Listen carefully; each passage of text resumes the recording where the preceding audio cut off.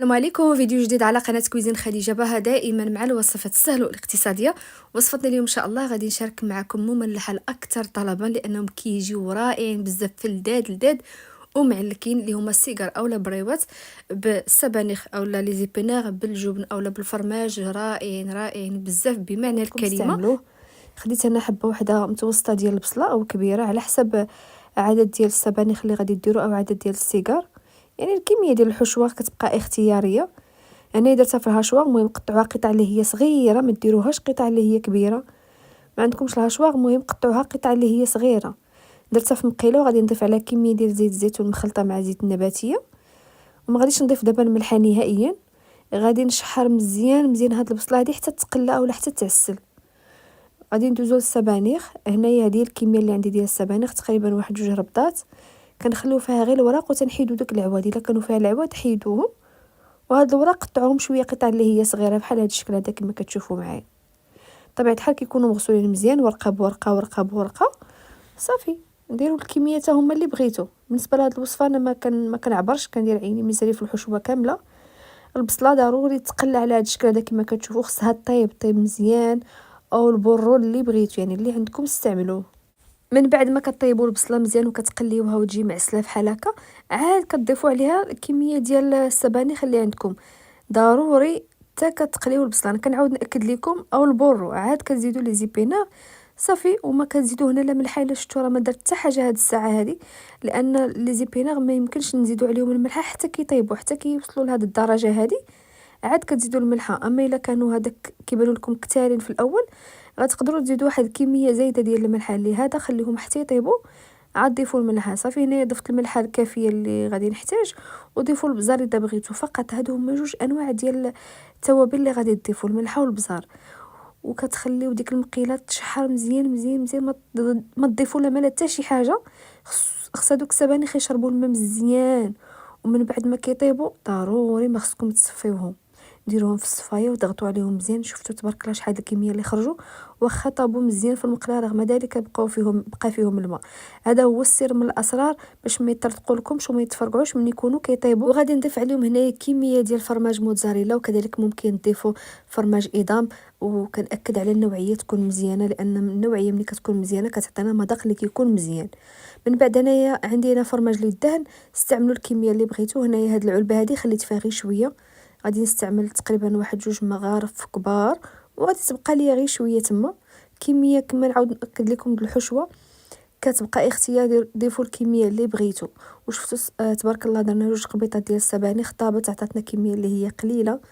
صافي غنخلط المكونات ديالي مزيان.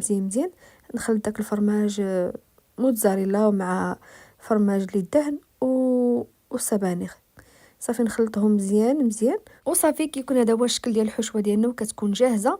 وغادي ندوزو للورقه. بالنسبه للورقه هنايا خديت غير 4 ديال الورقه وشاط لي مازال منها. الكميه اللي استعملت غادي تكفيني مع هاد الورقه وشيت الخير. وكذلك نتوما الا كثرتوا راه غادي تاخذوا نص كيلو او تكتفيو بهاد الكميه ديال الورقه. صافي قطعتها هكا على 2، قطعت الورقه على 2 ومن بعد عاوتاني قطعت داك المثلث على 2 حتى كنحصل على هاد المثلث هذا اللي كيكون صغير كما كتشوفوا معايا. وتبارك الله راه الورقه راه كبيره. صافي من بعد غادي نفرق هاد المثلثات كاملين، غنحط واحده باش تسهل عليا الخدمه. كاملين ندير لهم هاد الطريقه هذه. ومن بعد كنوجد واحد الزلافه فيها شويه ديال الدقيق وشويه ديال الماء باش كنسد هاد الورقه ديالي او هاد السيكار. وكذلك راه ممكن تشكلوهم على شكل بريوات، تشكلوهم الشكل اللي بغيتو، كيبقى لكم الاختيار. صافي كناخذ الورقه الاولى، ودائما البلاصه اللي كتكون حرجه هي اللي كتلامس الحشوه. كنوضع واحد المعلقه كبيره عامره كما كتشوفوا معايا، وتنسد السيجار ديالي هنايا. هاد الورقه هذه راه ديال البخار، خفيفه بزاف يعني كتبان فيها الحشوه كما كتشوفوا. لهذا غادي ندوبل الورقه. الا كانت الورقه عندكم غليظه كاع ما تحتاجوا تدوبلوها. صافي غادي نعاود نضيف عليها ورقه ثانيه، لان كما كتشوفوا راه الورقه رقيقه بزاف.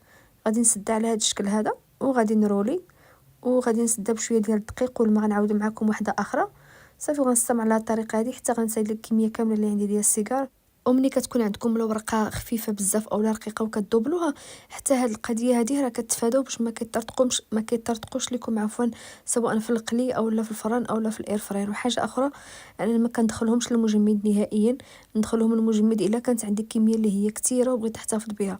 اما هاد الكميه اللي عندي كي كنساليهم كنطيبهم مباشره، ما كندخلهم للمجمد حتى شي حاجه.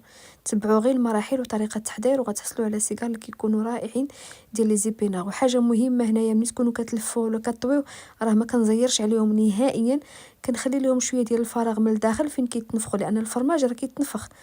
ملي كيتنفخ وتيتلاقى مع لي زيبينار راه كيقدروا يطرطقوا، لهذا ما تزيروش عليهم نهائيا، رخفوا عليهم يديكم. وهنايا خديت خليط ديال الحليب وبيضه، وكذلك عندي هنا الشابلو، خلطت داك الحليب مع البيضه مزيان مزيان مزيان مزيان، وتنوضع فيهم السيجار على هذا الشكل هذا كما كتشوفوا، من الجوانب ومن التحت ومن الفوق. كميه قليله، هنا غادي ندير غير هاد 5 هذه، وغادي نحربلهم كاملين في هاد الشابلو. ومن بعد ما غادي نساليهم غنسالي كميه اخرى. بالنسبه للشابلوغ استعملوا اي نوعيه بغيتو، انا استعملت هذا الرقيق هذا اللي كيكون فيه الاعشاب، وبعض المرات كنستعمل واحد النوعيه اخرى غليظه اللي كندير بها السوشي. يعني اللي عندكم استعملوه، اللي متوفر عندكم كذلك. حتى الا ما عندكمش، الا عندكم غير البابه ديال الخبز، راه الا كانت عندكم قاصحه راه طحنوها وغادي تخرجوا فيها الشابلوغ.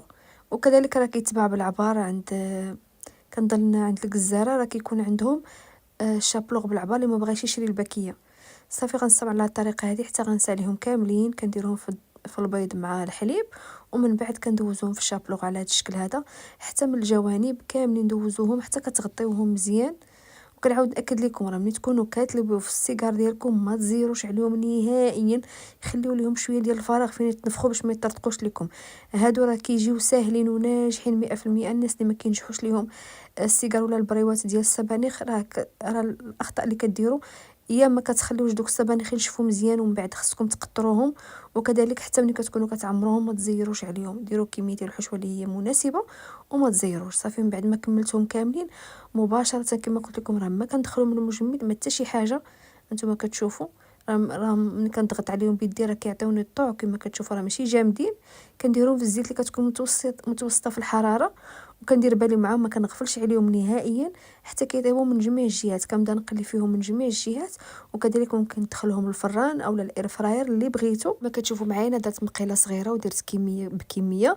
وحاجه اخرى مهمه، من بعد ملي كتساليو في القليه الاولى كتطفيو على البوطه وكتاخذوا ديك الزيت كتصفيوها، لان كما كتشوفوا داك الشابلو هبط لتحت وتحرق كما شفتوا. بالنسبه للقليه الثانيه انا ديك الزيت صفيتها باش كذلك عاوتاني هاد الكميه الثانيه ما يتحرقوليش، يعني ما تلصقش فيهم ديك الشابلو اللي بقات لتحت وتحرقات. ضروري تردوا البال هاد النصائح اللي قلت لكم باش يجيوكم بحال هاد الشكل هذا، كيجيو مقرمشين من على برا ومعلكين ورائع لذاذين بزاف. كنتمنى تجربوهم، انا متاكده غادي يعجبوكم. وكذلك ما تنساوش تشاركوا الوصفه مع الاصدقاء والحباب ديالكم، وخليوا لي لايك وتعليق تحت الفيديو اللي كيحفزني نعطيكم وصفات اللي كيكونوا رائعين وسهلين في المتناول. واخر حاجه، بحال دائما بعض المرات كنشارك معكم الصور ديال الوصفات اللي غتلقاو مباشره تحت الفيديو هذا، رائعين بزاف متنوعين. كاين الكيك، مملحات، فطائر، ملوي، اللي بغيتو كاين. نتمنى تدخلوا تكتشفوهم. شكرا والسلام عليكم.